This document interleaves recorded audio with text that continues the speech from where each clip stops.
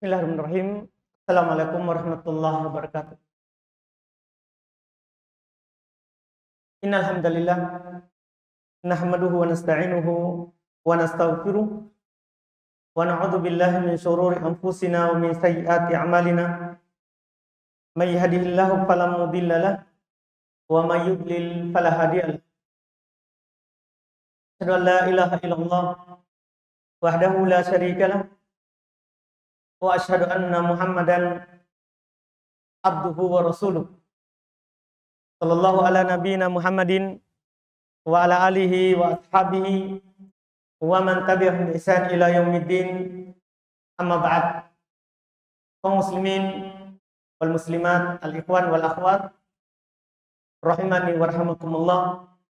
Alhamdulillah, di malam hari ini kita lanjutkan majelis ke-24 dari majelis kitab Lumatul I'tiqad Al-Hadi ila Sabilir Rasyad karya Al-Imam Ibnu Qudamah rahimahullahu ta'ala. Kita alhamdulillah di kitab ini sudah 23 majelis yang telah berlalu dan kita sudah menyelesaikan banyak fasal pasal yang disebutkan oleh penulis rahimahullahu taala terkait dengan pembahasan keyakinan yang akan mengantarkan kita kepada jalan petunjuk. Di hari ini alhamdulillah kita akan masuk di pasal yang baru, dan ini adalah pasal terakhir di kitab ini. Itu terkait dengan hukukun Nabi, hak Nabi sallallahu alaihi wasallam wa ashabihi, dan para sahabatnya. Semua yang telah lewat ada 68 poin. Itu terkait dengan hak Allah yang wajib kita imani. Mulai dari asma wa sifat, nama-nama dan sifat Allah Subhanahu wa taala. Demikian pula apa yang Allah kabarkan terkait dengan hari akhirat. Mulai dari kuburan sampai kita dibangkitkan, masuk surga atau neraka. Itu terkait dengan berita yang dikabarkan oleh Allah Subhanahu wa taala, demikian pula nabinya. Di pasal ini khusus hak Nabi kita Muhammad SAW yang harus kita tahu, yang harus kita pelajari, dan para sahabatnya secara khusus beliau akan menyebutkan khalifah yang 4. Abu Bakar, Umar, Utsman, dan Ali. Demikian pula hak sahabat secara umum. Kata beliau rahimahullah, faslun, pasal hukukun nabiyyi wa ashabihi. Hak-hak Nabi dan para sahabatnya. Nabi kita yang diutus kepada kita, Nabi Muhammad SAW, ada hak beliau yang harus kita penuhi. Dan itu sebagai keharusan kita bersyahadat. Karena ketika kita bersyahadat, ada 2 kalimat syahadat. Pertama, terkait dengan hak Allah. Yang kedua, terkait dengan hak Nabi yang diutus kepada kita, Nabi Muhammad SAW. Yang mana kalau kita hanya memenuhi hak Allah, tidak memenuhi hak Nabi, maka batal yang pertama. Persyahadatan kita di potongan pertama. Karena harus ada 2 yang kita penuhi. Nanti kita akan sebutkan dalilnya ketika belum menyebutkan poinnya. Ketika kita belum menyebutkan poin yang harus kita yakini, yang akan mengantarkan kita kepada hidayah kalau kita berpegang dengannya. Kata beliau rahimahullah di poin ke-69, wa Muhammadun Rasulullah. Itu dulu keyakinan pertama. Muhammad itu adalah utusan Allah.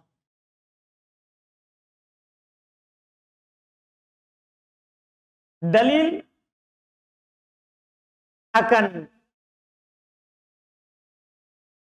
bahwasannya beliau adalah utusan Allah sangat banyak.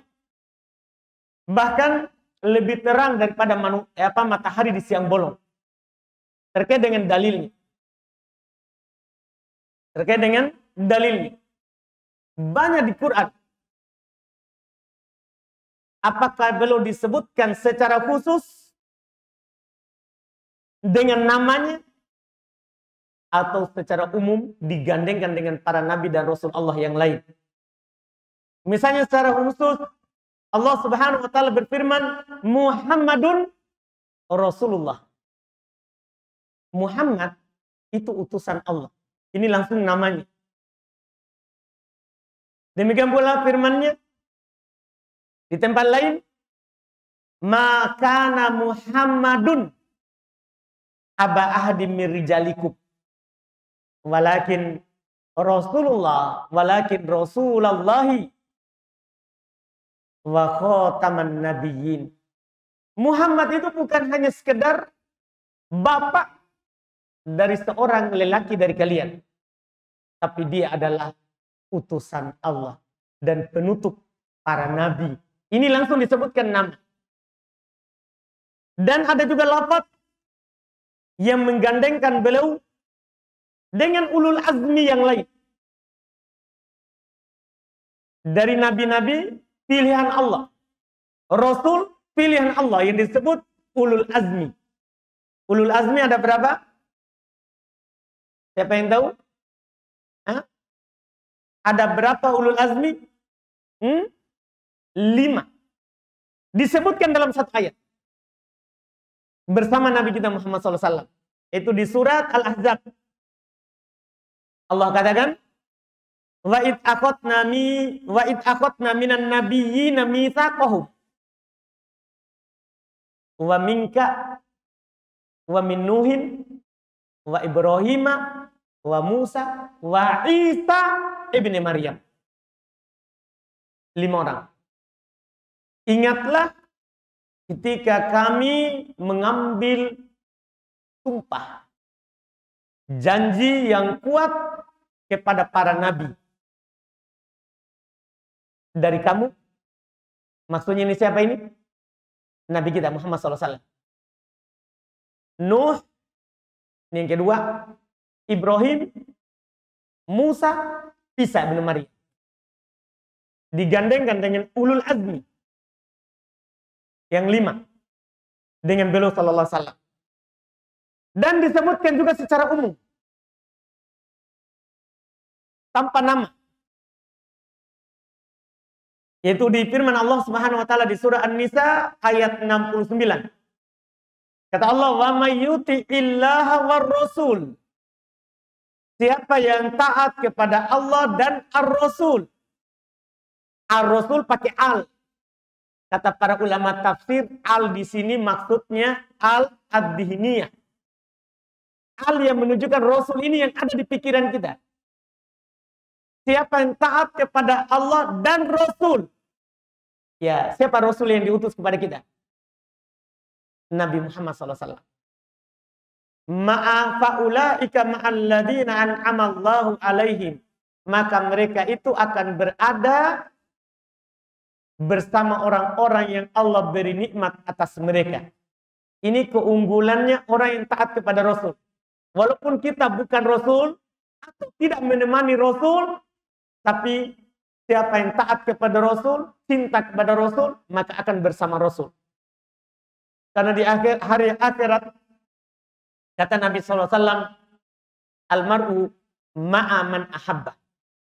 Seorang itu akan bersama yang dia cintai. Di hari kiamat. Di surga. Hadits ini ketika Nabi SAW ucapkan, kata Anas, kami tidak pernah sebahagia itu sebelumnya. Karena para sahabat mengira ini kita hanya sahabat. Tidak bisa sama Nabi SAW dalam surga. Tapi ketika Nabi mengucapkan ini, kita akan bersama Nabi SAW. Karena seorang akan bersama yang ia cintai. Akan bersama yang ia cintai. Di dalam surga. Bagi orang-orang yang mencintai orang soleh. Makanya kata Allah Subhanahu wa taala di sini, "Wa may yuti'illaha war rasul."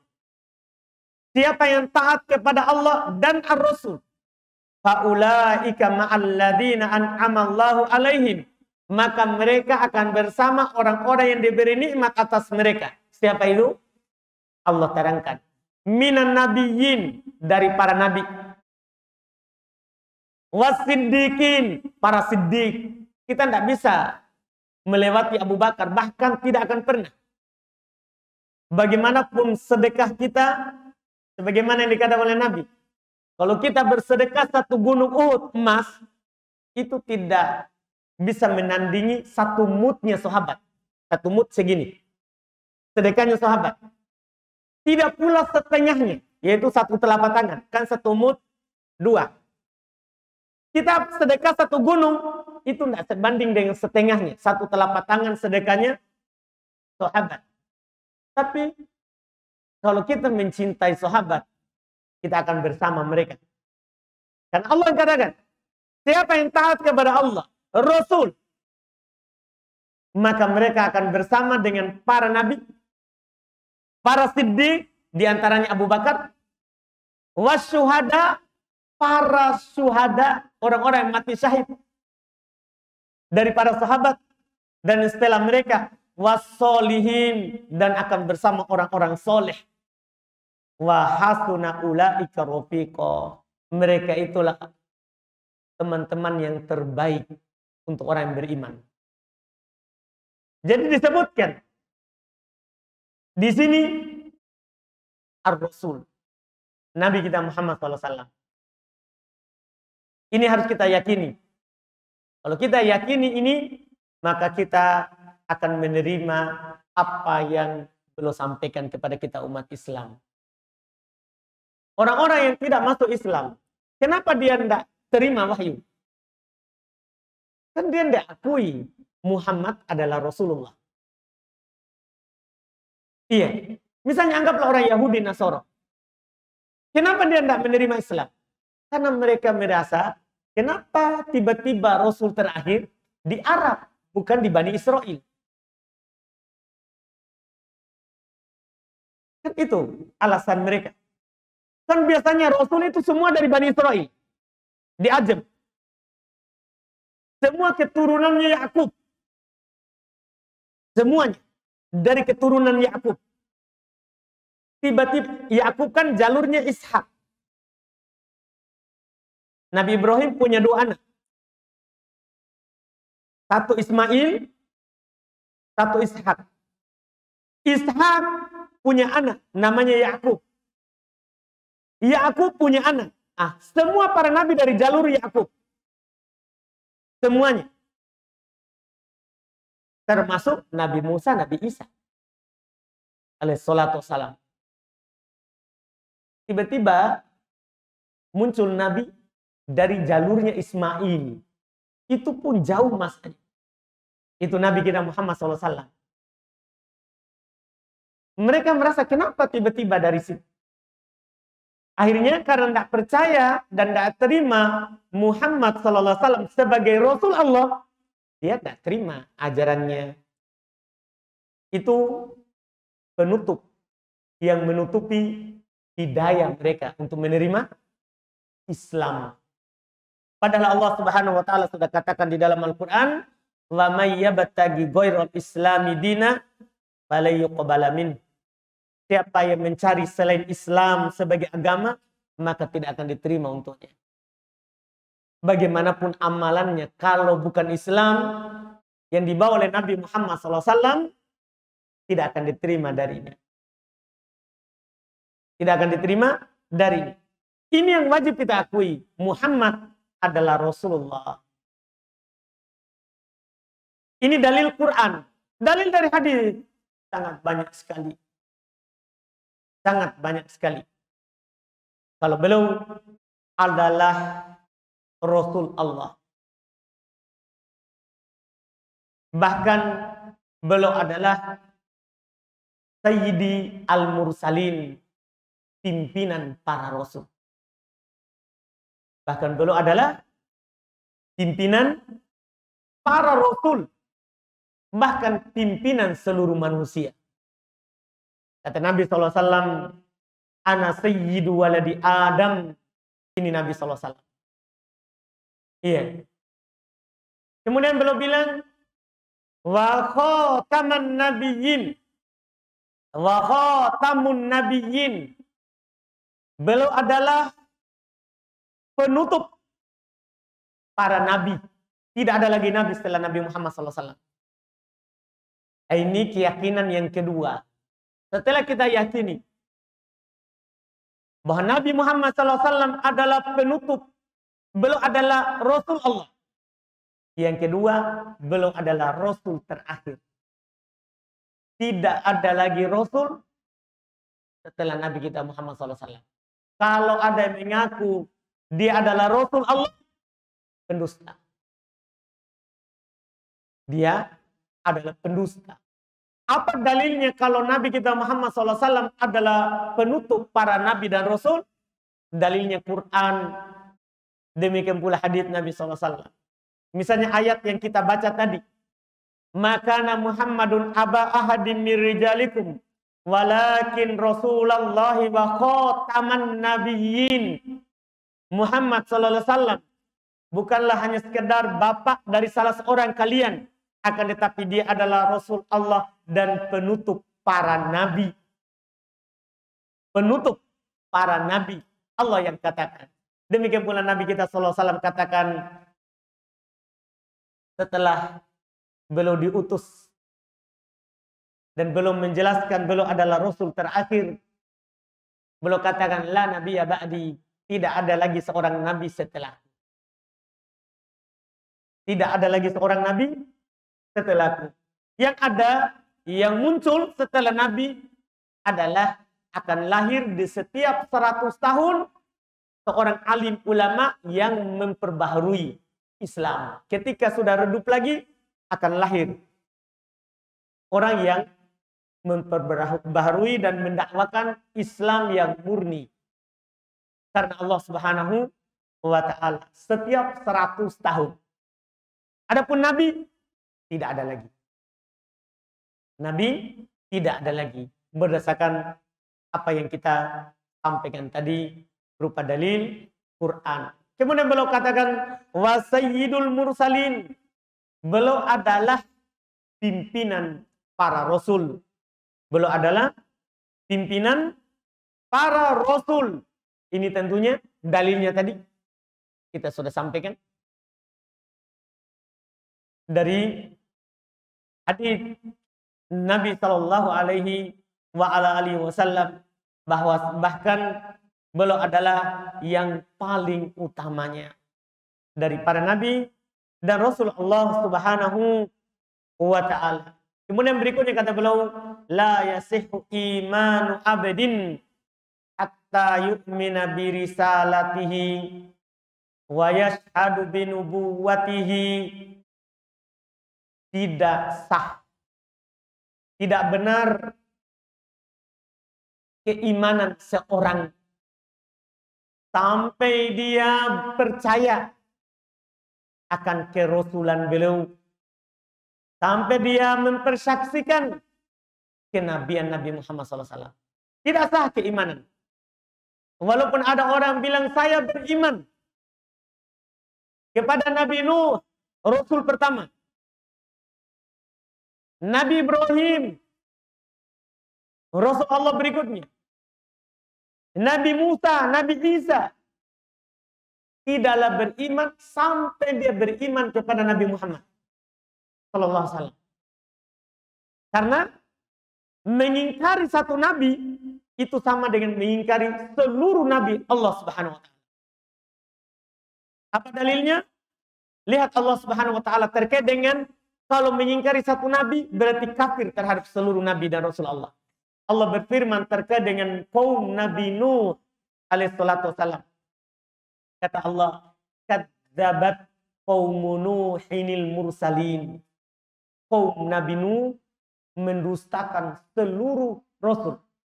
Padahal yang dia dustakan siapa? Yang didustakan oleh kaum Nuh. Siapa? Nabi Nuh. Tapi Allah katakan dia mendustakan seluruh nabi. Padahal cuma satu. Ini sudah menjadi kaidah.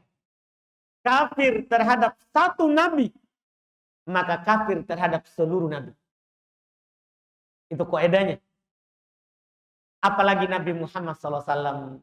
Allah Subhanahu wa taala katakan secara khusus di dalam Al-Qur'an, "Fala wa rabbika la yu'minuna hatta yuhakkimuka fima syajara bainahum." Allah bersumpah, tidak, wahai Muhammad, demi Rabbmu, menciptakan, mengatur, menghidupkan, dan mematikan. La yu'minun, mereka tidaklah beriman. Ini Allah katakan, mereka tidaklah beriman hatta yuhakkimuka fima syajara bainahum, sampai mereka menjadikan kamu hakim pada apa yang mereka perselisihkan di antara mereka. Jadi Allah katakan mereka tidak beriman sampai menjadikan Nabi Muhammad sebagai hakim atas apa yang mereka perselisihkan. Ini kata Allah Subhanahu wa taala. Dan ayat di dalam masalah ini tentunya sangat banyak. Bahkan ada ayat yang Allah Subhanahu wa taala ancam orang yang menyelisih Nabi Muhammad SAW dengan kesesatan dalam kehidupan dunia, di akhirat siksaan yang menyakitkan. Di akhirat siksaan yang menyakitkan. Kata Allah Subhanahu wa taala, "Falyahdharil ladzina yukhalifuna an amri an tusibahum fitnah di dunia au yusibahum adzabun alim di akhirat." Hendaklah hati-hati, kata Allah Subhanahu wa taala. Hendaklah hati-hati orang yang keluar dari perintahnya. Yang keluar, jangan menyelisih, keluar dari perintahnya.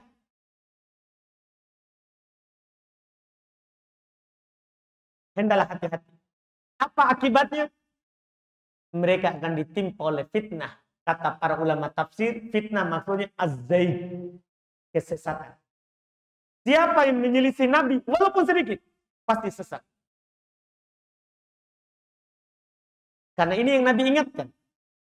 Iyyakum wa muhdatsatil umur. Di hati kalian perkara baru yang Nabi tidak ajarkan. Fa inna kulla muhdatsatin bid'ah. Karena sesungguhnya setiap perkara baru itu sesat. Wa kullu bid'atin dolalah. Setiap kesesatan, setiap bid'ah itu sesat. Wa kullu dolalatin finnar. Setiap yang sesat di neraka.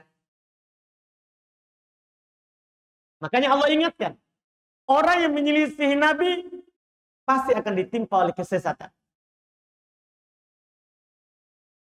Iya, ini di dunia. Di akhirat, kata Allah, atau mereka ditimpa oleh adzabun alim, siksaan yang menyakitkan mereka. Siksaan yang menyakiti mereka. Semua kelompok yang menyelisih Nabi walaupun dia sandarkan dirinya kepada Islam, itu diancam dengan neraka. Yang selamat adalah yang berada di atas apa yang Nabi berada di atasnya dan para sahabatnya. Terserah mau berkulit putih, hitam, berbadan tinggi atau tidak, berambut lurus ataupun keriting. Karena Nabi tidak sebutkan ciri orang, tapi sifat yang dia berpegang dengan. Ketika belum menjelaskan, umat Yahudi akan terpecah menjadi 71 golongan. Umat Nasara akan terpecah menjadi 72 golongan. Dan beliau bilang wasataftariqu ummati ala 73 firqah. Umatku akan terpecah menjadi 73 golongan. Apa kata Nabi setelahnya? Kulluha finnar illa wahid. Semuanya diancam dengan neraka kecuali satu. Siapa itu? Nabi sebutkan cirinya. Man kana, ini yang kita gigit dengan gigi geraham kita. Man kana ala ma ana alaihi wa ashabi. Siapa yang berada di atas apa yang saya pegang dan para sahabat. Terserah kita mau orang apa. Yang penting kita pegang apa yang dipegang oleh Nabi. Dan para sahabat Nabi SAW. Apa yang dipegang oleh Nabi? Dan apa yang dipegang oleh sahabat? Kalau kita pegang itu, kita yang selamat. Terserah walaupun kita sendiri di kampung, di pulau terpencil, pedalaman, kalau kita berpegang dengan ini, kita lah yang selamat. Tidak disebutkan orang itu berkulit apa, berambut apa, tidak. Yang penting berpegang dengan yang Nabi pegang dan para sahabat. Pasti kita selamat. Iya, pasti kita selamat. Karena itulah yang diancamkan oleh Allah Subhanahu wa ta'ala di dalam Al-Quran. Hendaklah hati-hati orang yang menyelisih perintahnya. Oleh karena itu yang wajib bagi kita di dalam kehidupan dunia ini adalah menerima apa yang diperintahkan oleh Nabi semampu kita dan meninggalkan apa yang dilarang oleh Nabi SAW. Kata Allah Subhanahu wa ta'ala dalam Al-Quran, "Wa ma atakumur rasulu fakhudhu wa ma nahakum anhu fantahu." Apa yang dibawa oleh Rasul kepada kalian ambil. Dan apa yang dilarang oleh Rasul tinggalkan. Ambilnya bagaimana? Semampu kita. Dari mana saya ambil itu kalimat semampu kita? Karena Nabi SAW katakan dalam hadisnya, "Idza amartukum bi amrin fa'tu minhu mastata'tum." Kalau saya perintah kalian terhadap suatu perintah, lakukan semampu kalian. Itu perintah. Kalau larangan, tidak ada semampu. Karena tidak ada seorang pun dari kita yang tidak mampu meninggalkan larangan. Beda kalau perintah. Kalau perintah ada di antara kita yang tidak mampu, ada yang mampu. Kalau larangan, tidak ada cerita orang. Kalau ada orang bilang, saya belum mampu meninggalkan larangan ini. Bukan dia belum mampu. Itu hawa nafsunya yang berani meninggalkan. Karena beda perintah sama larangan. Para ulama contohkan begini. Ada batu besar. Antum disuruh. Angkat batu itu. Ya antum akan angkat kalau apa? Kalau mampu. Iya kan? Kan ini perintah. Kalau larangan. Kalau ada orang bilang sama antum, jangan angkat batu itu. Bisa nggak kita bilang, oh saya tidak mampu untuk tidak angkat? Bisa nggak? Tidak ada akal yang menerimanya. Kalau meninggalkan, tidak ada yang tidak mampu. Yang masalah ini melakukan saja. Oleh karena itu terkait dengan perintah, itu yang dikatakan oleh Nabi SAW. Kalau saya perintahkan, lakukan semampu kalian. Ini juga sejalan dengan firman Allah Subhanahu wa taala dalam Al-Qur'an, "Fattaqullaha mastata'tum." Bertakwalah kepada Allah semampu kalian. Semampu kalian. Makanya Allah Subhanahu wa taala katakan di dalam Al-Qur'an tadi seperti itu. Kita dilarang menyelisih Rasul. Apa yang diperintah oleh Rasul, ambil. Semampu kalian. Apa yang dilarang oleh Rasul, tinggalkan. Tinggalkan. Dan ini adalah bentuk dan keharusan dari kita beriman kepada Allah Subhanahu wa taala. Kalau ada orang mengaku beriman kepada Allah Subhanahu wa taala tapi tidak ikut Rasul, dusta. Allah Subhanahu wa taala turunkan di dalam Al-Qur'an yang disebut oleh para ulama ayatul imtihan. Ayat ujian terhadap orang-orang yang mengaku beriman kepada Allah. Ayat apa itu? Yaitu Allah Subhanahu wa taala berfirman di dalam Al-Qur'an, "Qul in kuntum tuhibbunallaha fattabi'uni yuhibbukumullah." Allah perintahkan kepada Nabi Muhammad SAW, karena waktu Nabi diutus banyak juga orang mengaku saya cinta kepada Allah, tapi saya tidak percaya kepada Muhammad. Maka kata Allah Subhanahu wa taala kepada Nabi Muhammad, katakan wahai Muhammad, kalau kalian cinta kepada Allah, ikuti saya, maka Allah akan mencintai kalian. Ini kalau ada orang bilang, ini saya lakukan karena cinta Allah, ya ikuti Nabi Muhammad, kalau memang cinta Allah. Tapi kalau ada yang mengaku cinta tapi tidak ikut Nabi, dusta.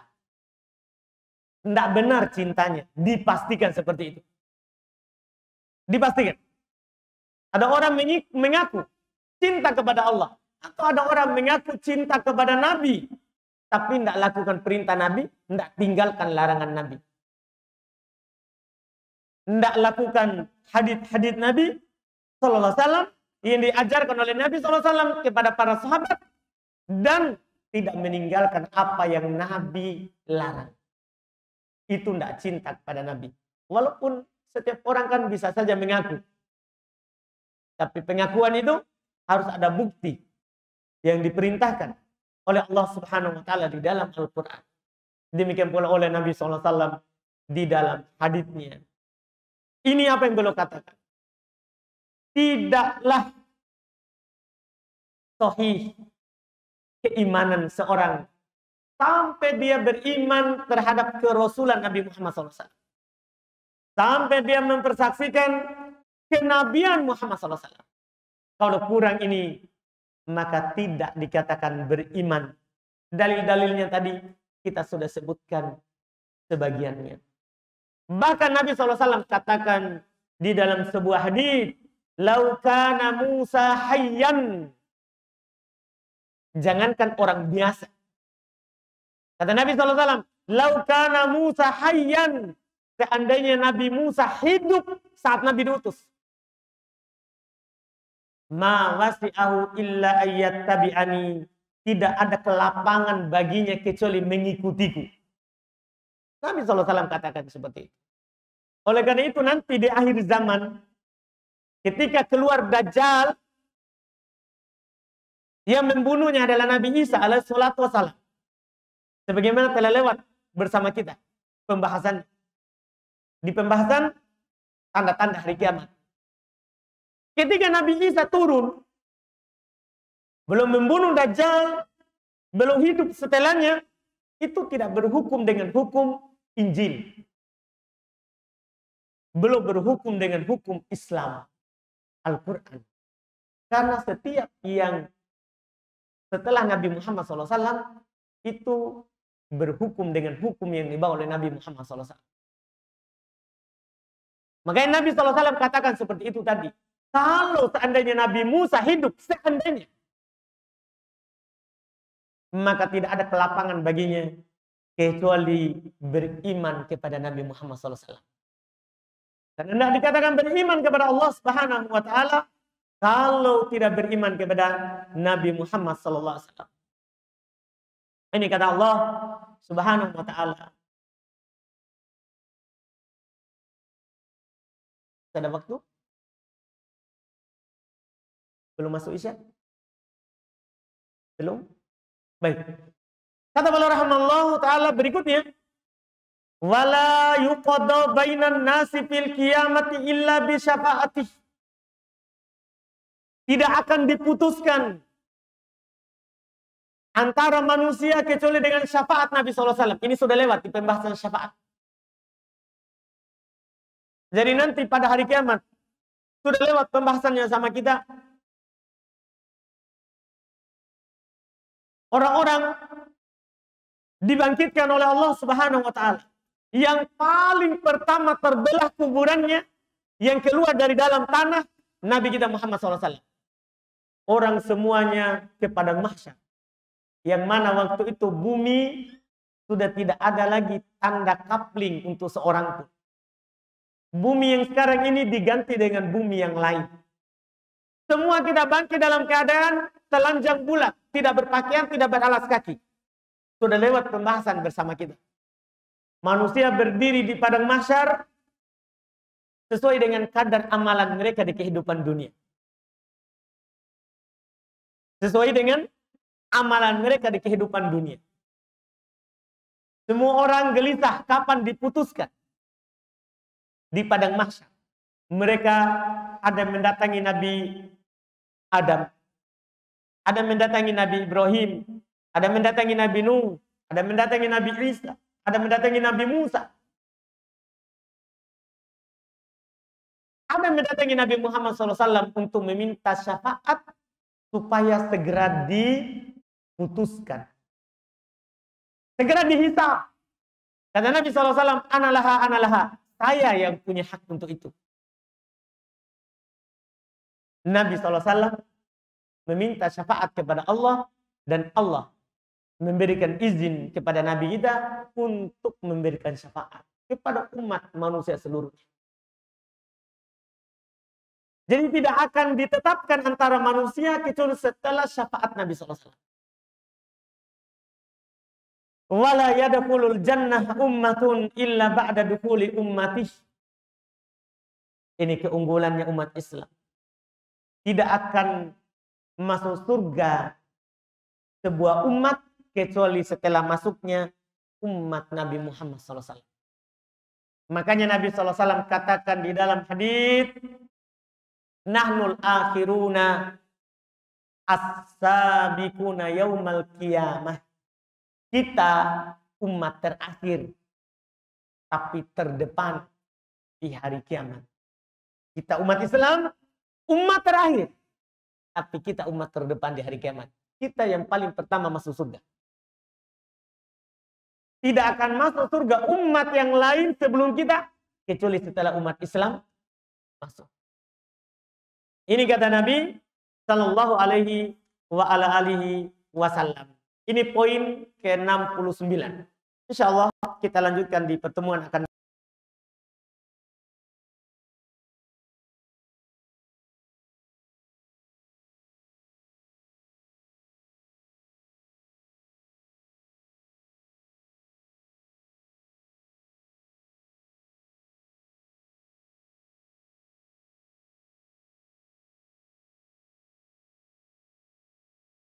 Kenapa Abu Sufyan, Pak, yang kita baca?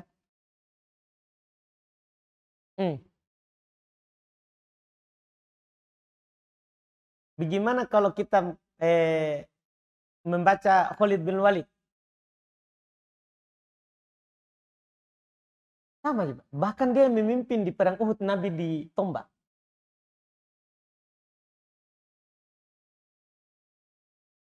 Iya, enggak boleh. Tapi kalau kita enggak suka itu enggak boleh. Nah, para sahabat Nabi SAW itu mereka telah ditazkiyah langsung oleh Allah Subhanahu wa taala.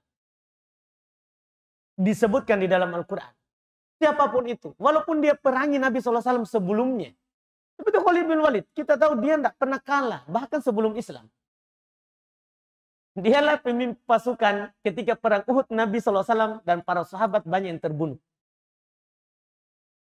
Dia yang punya taktik. Dia seperti kalah, mundur. Para sahabat bilang sudah mengatakan gonima, gonima. Sudah kalah. Ternyata dia naik di sebelah di gunung. Ya kan? Tapi kan setelah mereka Islam, itu semua terhapus, Pak. Tidak boleh lagi ada sesuatu di dalam hati kita. Tidak boleh lagi ada sesuatu di hati kita terhadap mereka. Karena al-Islam yajubu ma qablah. Islam itu, Pak, menghapus apa yang sebelumnya. Sebagaimana hijrah menghapus apa sebelumnya. Orang kalau sebelum hijrah, dia peminum, perampok, pokoknya semua dosa dia lakukan. Terus dia kenal agama, hijrah. Hijrahnya itu menghapus semua sebelumnya. Tidak boleh lagi kita singgung. Tidak boleh lagi kita singgung. Sebelumnya dia pezina apa. Pokoknya tidak. Hijrah menghapus apa yang sebelumnya. Ini orang biasa, Pak. Apalagi para sahabat. Apalagi para sahabat Nabi SAW. Yang memang Allah Subhanahu wa Ta'ala telah menyatakan ridho kepada mereka. Ridho kepada mereka. Allah Subhanahu wa Ta'ala menyebutkan di dalam Al-Quran khusus mereka. Kata Allah Subhanahu wa Ta'ala, was-sabiqunal awwalun minal muhajirin wal ansar walladzina taba'uhum bi ihsan. Orang-orang yang terdahulu lagi pertama dari kalangan muhajirin dan ansor. Apakah yang dari Makkah ke Madinah muhajirin? Atau ansor yang di Madinah yang menolong? Para sahabat yang hijrah. Yang mereka bahkan ada istrinya dia kasih. Sahabat yang hijrah. Jangankan hartanya. Istrinya dia suruh pilih nih mana yang kamu suka dari istri. Serahkan nikahi. Iya. Makanya kata Allah katanya minal muhajirin wal ansor walladzina taba'uhum bi ihsan, dan orang-orang yang mengikuti mereka dengan baik radhiyallahu anhum wa radu anhu. Allah telah ridho kepada mereka dan mereka ridho kepada Allah. Apa yang membuat hati kita tidak ridho kepada mereka yang telah diridhoi oleh Allah? Yang telah diridhoi oleh Allah Subhanahu wa Ta'ala. Dan kita khususnya orang-orang yang setelahnya, ya, tidak boleh ada, ya, boleh ada rasa hasad,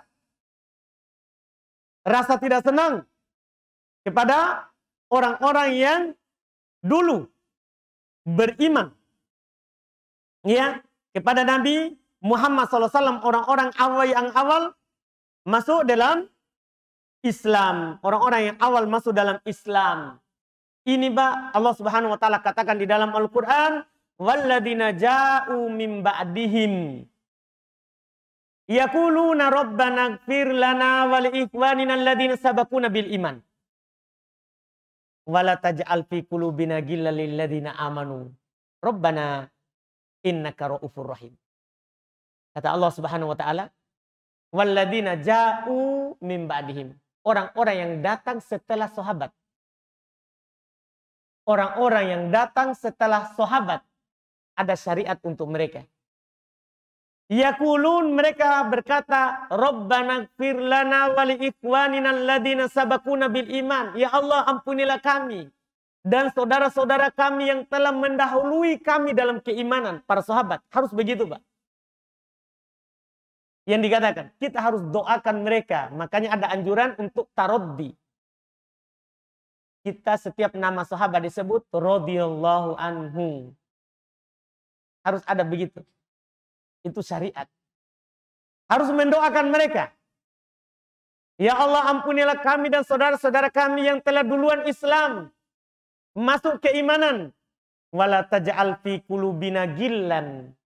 Janganlah engkau jadikan ke dalam hati-hati kami kedengkian, rasa tidak senang, lilladzina amanu, kepada orang-orang yang beriman sebelum kami.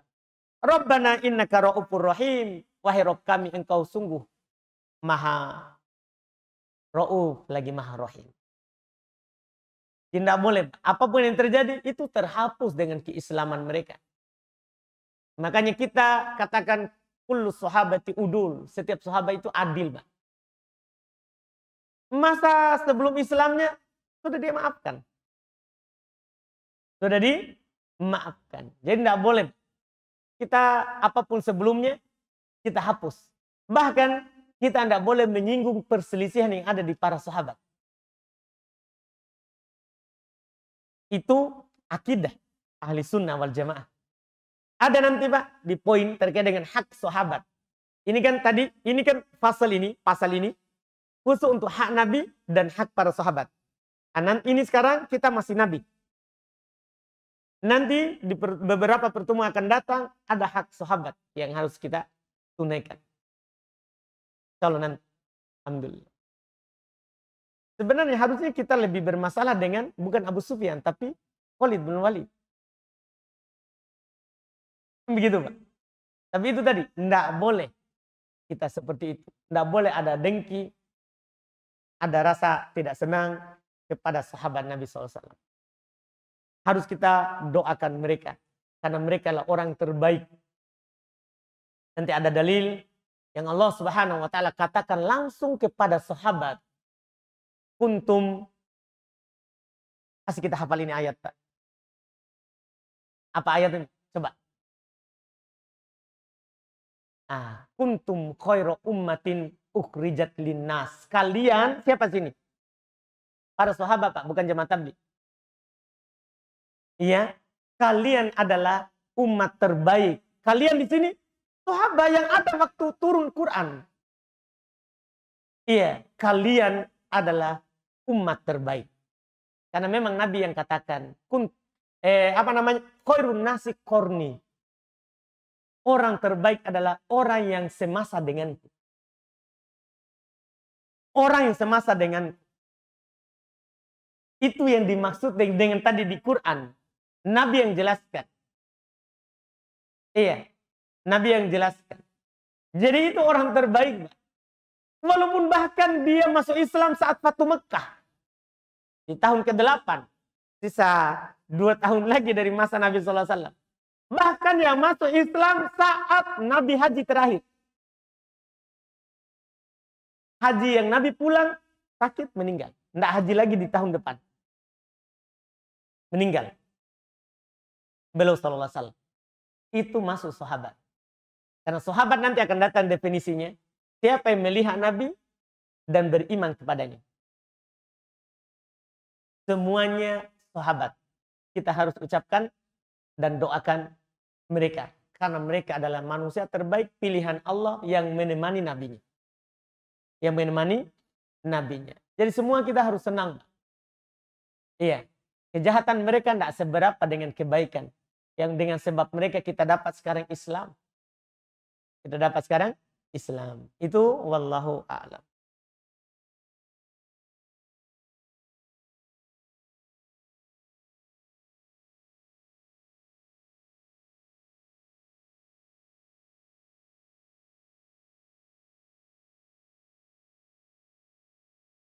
Ini ada pertanyaan. Ada 73 golongan. 72 golongan diancam neraka. Yang 1 golongan masuk surga. Apakah kalimat ancaman adalah belum pasti masuk neraka? Karena belum pasti.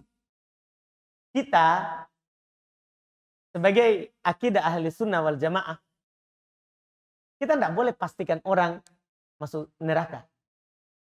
Karena selama dosanya dari golongan ini bukan bid'ah yang mengkafirkan. Karena dari 73 ini, 72 diancam dari neraka. Ada yang pasti dan ada yang dibawa kehendak Allah. Tergantung bid'ahnya. Tergantung penyelisihannya. Kalau bid'ahnya mengkafirkan, maka pasti neraka. Kalau bid'ahnya tidak mengkafirkan, maka dibawa kehendak Allah. Kalau Allah kehendaki, dia akan diampuni dan masuk surga. Dan kalau Allah kehendaki, maka dia akan diadab sekadar dengan dosanya, kemudian akan masuk ke dalam surga. Maka yang kita bilang tadi, kita hanya bilang diancam dengan neraka. Itu bahasa yang paling rinci. Tidak boleh kita bilang pasti masuk neraka. Karena itu hak Allah yang memastikan. Itu bahasa. Itu yang diingatkan oleh para ulama. Rahimahumullah. Kita bahasanya harus pilih. Tidak boleh mendahului Allah. Karena ada sebagian bahasa. Selain satu ini. Akan masuk neraka. Kalau Syekh Ibnu Utsaimin mengingatkan. Yastahiqul adab. Berhak mendapatkan adab. Kita hanya bilang seperti itu. Tidak memastikan. Dipahami ini? Karena yang memastikan Allah. Ini selama bid'ahnya bukan bid'ah kekafiran. Kalau bid'ahnya kekafiran, bid'ahnya terkait dengan keyakinan, dia bid'ahnya menyembah kubur, kafir. Pasti neraka, kekal di dalamnya kalau dia meninggal di atasnya. Kalau dia meninggal di atasnya. Jadi kita katakan tadi itu supaya kita beradab bersama Allah. Kan Nabi ancam, semuanya di neraka kecuali satu. Nabi ancam. Kecuali satu. Makanya kita bahasakan ancaman. Iya. Belum pasti. Ya kita tidak pastikan. Allah yang memastikan. Bukan hak kita. Tapi kita wajib sampaikan. Dia menyelisih Nabi, ancamannya neraka. Ancamannya neraka. Kita melafadzkannya sesuai dengan lafadz syar'i. Tidak boleh kita dahului syariat. Kita harus hati-hati. Dalam lafadz. Iya, dalam lafadz. Kemudian pertanyaan berikutnya. Ada seorang muslim bersyahadat, sholat, puasa, berzakat, bahkan belum berhaji. Tetapi sholatnya tidak sesuai Nabi. Karena mereka isbal dan niat dilapatkan. Apakah dia masuk neraka? Apakah dia masuk neraka? Ya, kalau dia meninggal di atas hal itu, diancam. Semua yang menyelisih Nabi diancam dengan neraka. Diancam dengan neraka. Kita katakan kepadanya, yang menyelisih Nabi diancam dengan neraka. Siapa yang mengancamnya? Nabi sendiri, bukan kita. Nabi yang bilang, iyakum wa muhdatsatil umur. Hati-hati dari perkara baru. Apa itu perkara baru? Yang tidak diajarkan oleh Nabi. Jadi Nabi yang ancam, hati-hati dari perkara baru.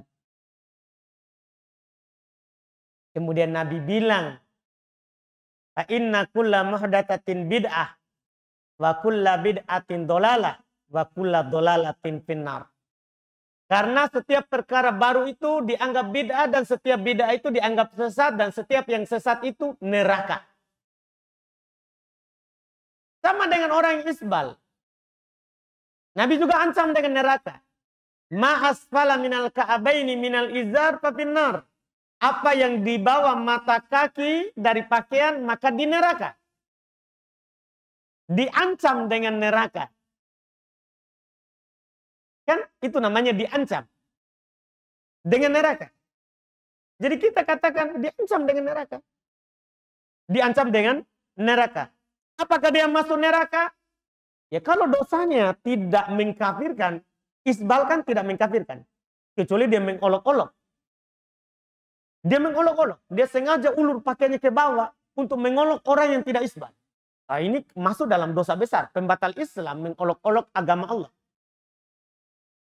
Iya. Mengolok-olok agama Allah itu termasuk pembatal Islam. Nah, ini dia masuk neraka, kekal di dalam neraka kalau dia tidak tobat. Bukan karena dosa isbalnya, tapi dosa karena dia mengolok-olok syariat Allah. Nah, itu dia.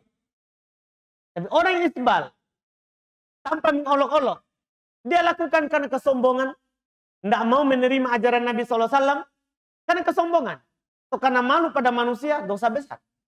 Diancam dengan neraka. Kalau dia berjumpa dengan Allah Subhanahu Wa Taala, dibawa kehendak Allah.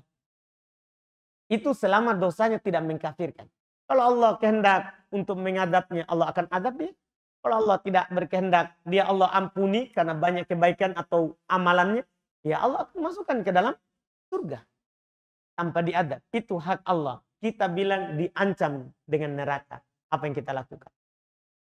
Diancam dengan neraka apa yang kita lakukan. Kemudian pertanyaan ketiga. Sampaikanlah walaupun satu ayat. Kalimat ini paling sering dipakai oleh para JT. Untuk membantah para penuntut ilmu. Bagaimana membantah subhat itu? Jadi kalian ya hanya belajar saja. Tidak mau berdakwah. Sementara Nabi SAW bersabda, sampaikanlah walaupun satu ayat. Sampaikanlah walaupun satu ayat. Gimana cara membantahnya? Iya. Pertama, baca baik-baik hadisnya. Hadis ini hadis mutawatir. Datang dari banyak sahabat. Lebih bahkan dari 70 sahabat.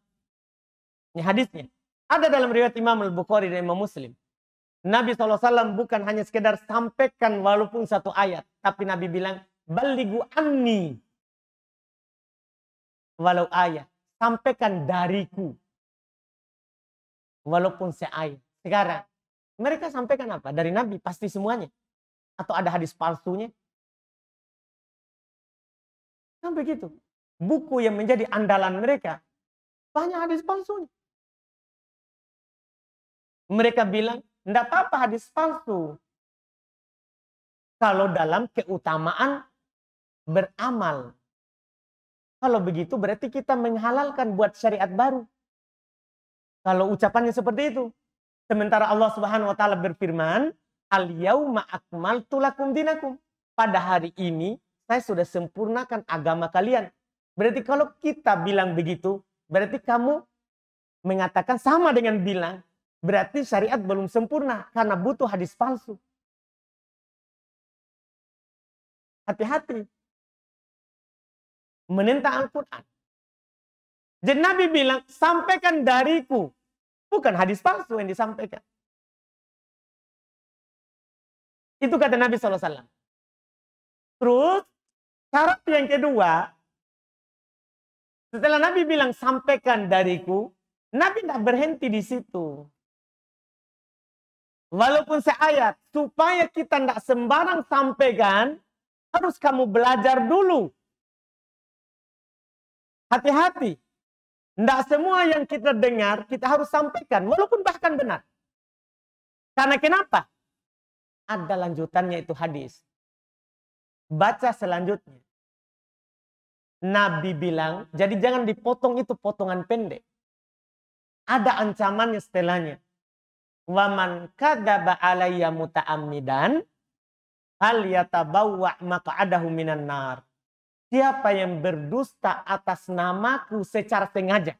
Dia tahu ini bukan hadis Nabi, palsu. Tapi saya mau sampaikan saya kepada orang supaya orang semangat khuruj. Semangat keluar, semangat beribadah. Saya tahu, dia tahu ini. Ini betul, tidak sahih.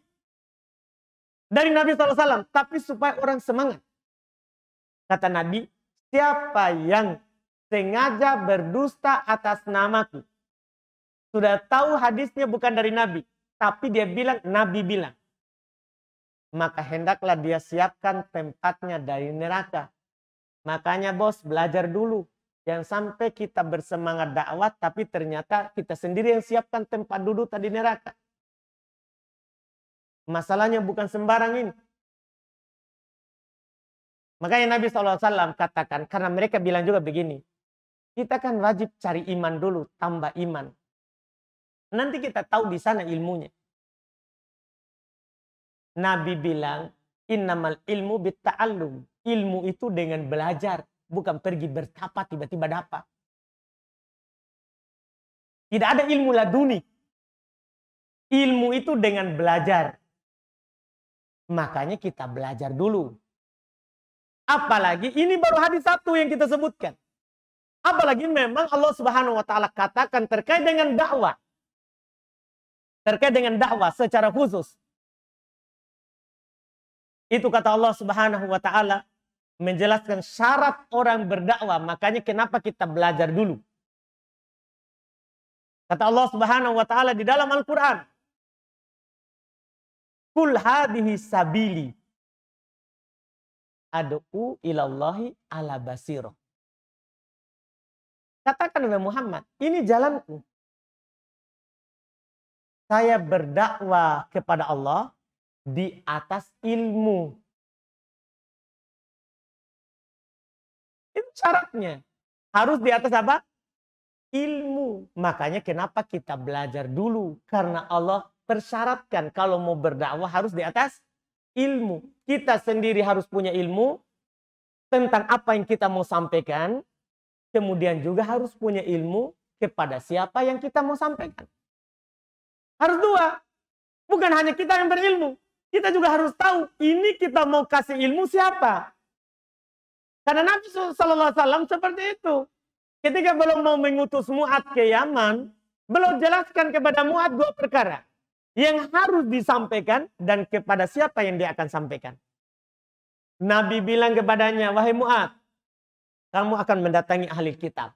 Jadi belum kasih tahu siapa yang antum nanti dakwahi. Maka yang pertama sekali kamu dakwakan, nah ini ilmunya ini. Ilmu dulu diajar oleh Nabi. Tidak ada dibilang, Mu'ad, segera berangkat. Tanpa diajarkan ilmu. Ayo urus 4 hari, 5 hari. Tidak ada begitu cerita, bos. Iya, ini lain ceritanya. Ini agama Islam. Iya, ini agama Islam. Orang dibangun di atas ilmu, wahyu, Quran, sunnah. Kalau seperti itu, apa gunanya Quran 30 juz? 114 ayat surat. Kalau semua orang bisa begitu. Kan tinggal kita pakai jubah saja. Itu penjual obat di pasar. Ya kan? Gimana Delala? Ya kan? Kalau hanya bisa ngomong, penjual obat paling pintar, Pak. Tapi ini agama, bukan dunia. Bukan dunia. Jadi Nabi SAW ajarkan dulu, kamu akan turun di siapa? Dan kamu sampaikan apa? Tidak bisa kita buat jalan baru dalam menyampaikan. Harus sesuai dengan apa yang Nabi ajarkan. Iya, harus sesuai dengan apa yang Nabi ajarkan. Itu pun harus sesuai dengan ya kadar orang yang kita sampaikan. Sampai kata Ali bin Abi Thalib radhiyallahu taala anhu, hadithun nas bima ya'rifun. Sampaikan kepada orang apa yang mereka bisa pahami. Kalau masih sulit orang pahami apa yang ingin kita sampaikan, jangan dulu. Kita tahan dulu, walaupun kita tahu itu adalah harus disampaikan. Tapi kalau orang tidak akan paham, kita tahan dulu. Sampaikan hal-hal yang mereka dulu bisa pahami. Iya, bisa pahami. Ini di utusan pertama. Di pengutusan kedua, Nabi utus Mu'ad dan Abu Sa'id Al-Khudri ke Yaman. 2 orang. 2 orang. Nabi berwasiat lagi kepadanya. Padahal ini sahabat ini. Orang yang sudah berilmu bersama Nabi SAW. Belajar siang dan malam. Mereka menyaksikan wahyu itu turun. Hadis itu diucapkan oleh Nabi. Nabi tetap berwasiat kepadanya. Yassiro walatu assiro. Basyiro walatu nafiro. Mudahkan, jangan dipersulit. Beri kabar gembira, jangan membuat orang lari. Jadi tetap Nabi ajarkan ilmu. Apa yang harus mereka sampaikan? Apa yang harus mereka sampaikan? Jadi betul kita bersemangat untuk menyampaikan syariat, tapi harus tahu juga bagaimana cara menyampaikannya dan apa yang harus kita sampaikan. Karena harus di atas ilmu. Ya kita gampang, betul.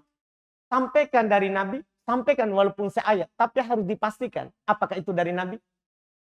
Harus kita belajar dulu. Karena kalau tidak belajar, bahaya. Bahaya. Bahayanya banyak. Di masa ini apalagi. Bahaya. Maka ada orang pernah ceramah, khotib. Dia bilang, tolabul ilmi faridatu ala kulli muslim. Belajar itu wajib bagi setiap muslim. Allah Subhanahu wa ta'ala berfirman. Karena bahasa Arab dia bilang Al-Quran. Habis turun, ada santri di bawah. Dia tanya, Pak Ustadz, tadi ayatnya di mana? Oh itu di surah Al-Baqarah. Mana ada Pak di Al-Baqarah begitu. Belajar wajib bagi setiap muslim. Jadi bahasa Arab dianggap Quran. Ini kenapa ini? Kebodohan. Orang iya hanya sekolah biasa tapi jadi penceramah. Ini bahaya. Ini bahaya. Jadi bukan Quran, dia bilang Quran. Di mana ayatnya Pak Ustadz? Di surah Al-Baqarah. Mencari 7 keliling, tidak ada bunyinya begitu. Ini masalah. Ini masalah karena orang suka cepat berbicara. Walaupun sampaikan, walaupun seayat. Ini bahaya ini perkataan. Hati-hati. Jangan sampai kita berdusta atas nama Quran, atas nama Nabi SAW. Karena kita tidak belajar apa yang kita sampaikan. Iya, jadi tidak ada hujah, tidak ada dalil. Berdakwah itu adalah fardu kifayah bagi siapa yang mampu. Dakwah itu fardu kifayah bagi siapa yang mampu. dan ada syarat dan ketentuannya. Ada syarat dan ketentuannya. Makanya para sahabat tidak semuanya berdakwah. Tidak semuanya. Mereka ada yang menjadi pedagang. Ya. Ada yang menjadi pekerja, pembisnis. Ada yang bertani. Ada yang bertani. Padahal ini sahabat ini hidup bersama Nabi SAW. Menyaksikan Quran itu turun. Menyaksikan Quran itu turun. Tapi mereka hati-hati. Jangan sampai ya disampaikan Quran atau hadis. Tapi malah membuat kacau. Orang tambah jauh dari Islam. Ini wallahu alam. Alhamdulillah kita cukup. Satu? Baik, baik.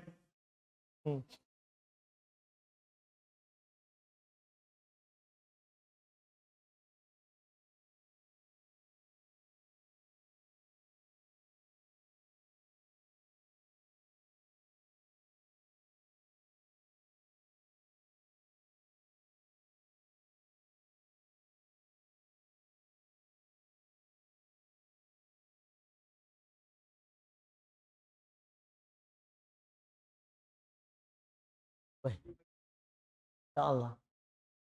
Iya. Jadi intinya dia ini Pak berarti risau Pak ya. Karena memang begitu. Rukun pertama harus kita risau dulu. Harus kita khawatir terhadap keadaan umat. Iya. Karena katanya kalau tidak, maka kita adalah orang yang pertama disiksa di hari kiamat. Kalau ada orang tidak sholat, itu yang paling pertama disiksa adalah kita yang tidak mengajaknya sholat.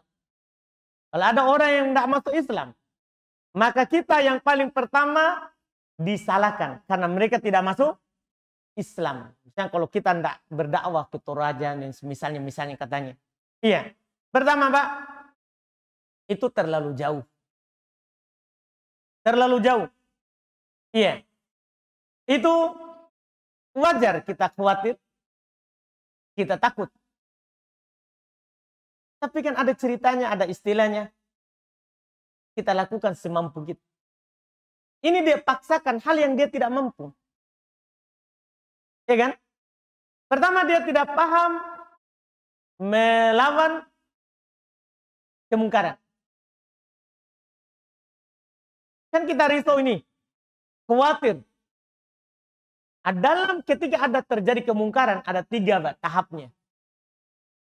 Pertama, Nabi bilang, man ra'a minkum mungkaron falyughayyirhu biyadihi. Siapa di antara kalian melihat kemungkaran, maka hendaklah dia ubah dengan tangannya. Kalau mampu. Fa illam yastati. Kalau dia tidak mampu, tabilisani, dengan lisannya. Kalau mampu. Kan syaratnya berdakwah itu kan harus mampu tadi. Dia harus tahu apa yang dia sampaikan. Dan kepada siapa yang dia sampaikan. Kalau dia mampu. Kalau tidak mampu, tabi kolbi.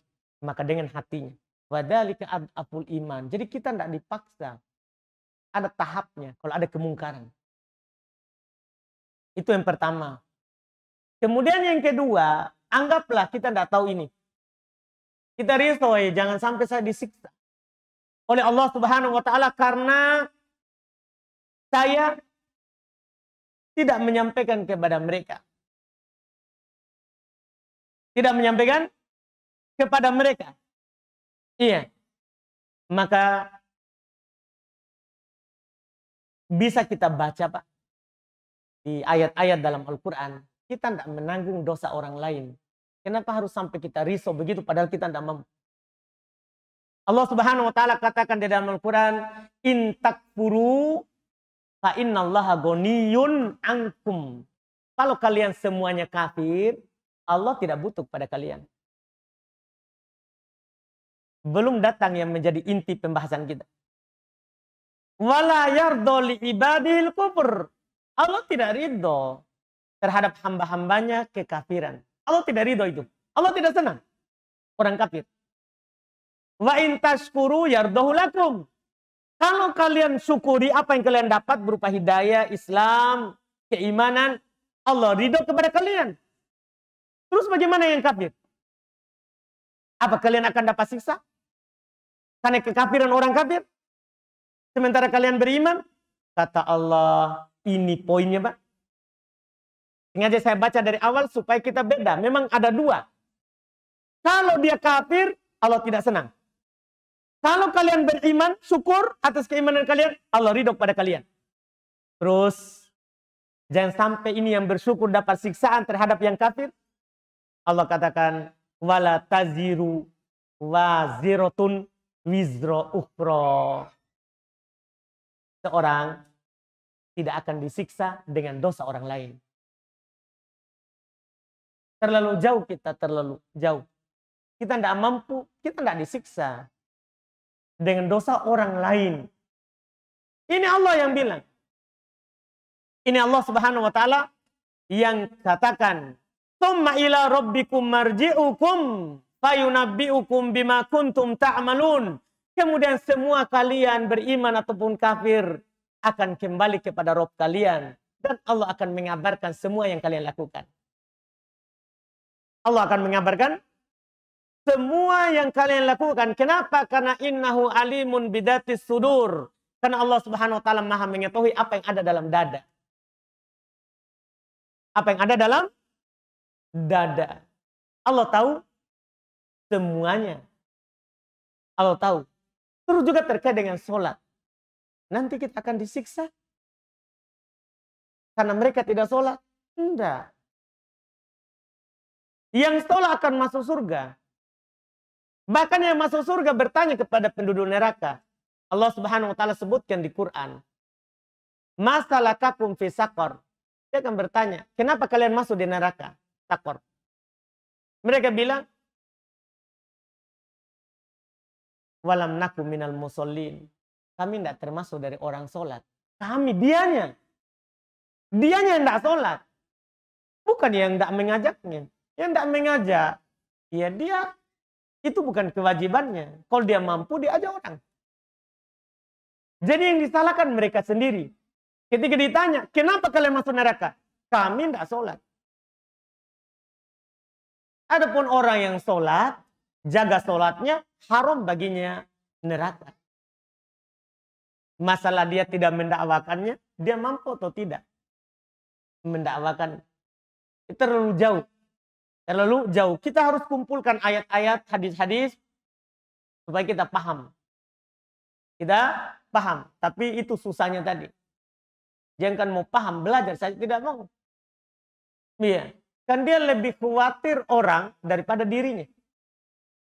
Itu masalahnya.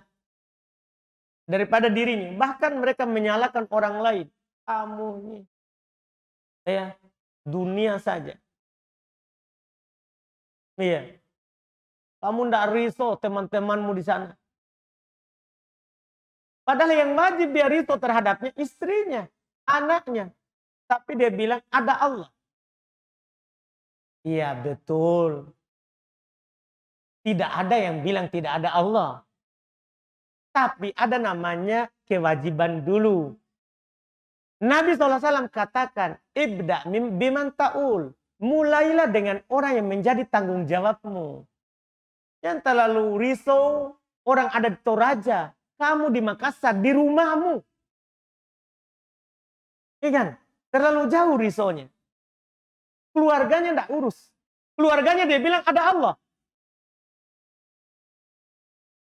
Dia urus suaminya orang lain, istrinya orang lain, anaknya orang lain. Padahal Allah Subhanahu wa taala katakan dalam Al-Qur'an, ya ayyuhalladzina amanu qu anfusakum. Jaga diri kalian, wa ahlikum, dan keluarga kalian. Itu disuruh. Itu disuruh, terlalu jauh. Gitu ayatnya. Ya kan? Terlalu jauh kita urus orang. Itu pun kita tidak mampu untuk melakukannya. Itu pun kita tidak mampu untuk melakukannya. Sebenarnya banyak sekali Pak yang bisa dikatakan kepada mereka. Cuman kita kasihan saja. Ya, semangat tanpa ilmu. Semangat tanpa ilmu. Semangat tanpa ilmu itu biasanya merusaknya lebih banyak daripada memperbaiki. Merusaknya lebih banyak daripada memperbaiki. Itu wallahu a'lam. Kita cukupkan. Mudah-mudahan bermanfaat. Semua yang benarnya itu dari Allah Subhanahu wa taala semata, yang salahnya itu dari kekurangan kami dan dari syaitan. Subhanaka wa bihamdik, asyhadu an la ilaha illa anta astaghfiruka wa atubu ilaik. Assalamualaikum warahmatullahi wabarakatuh.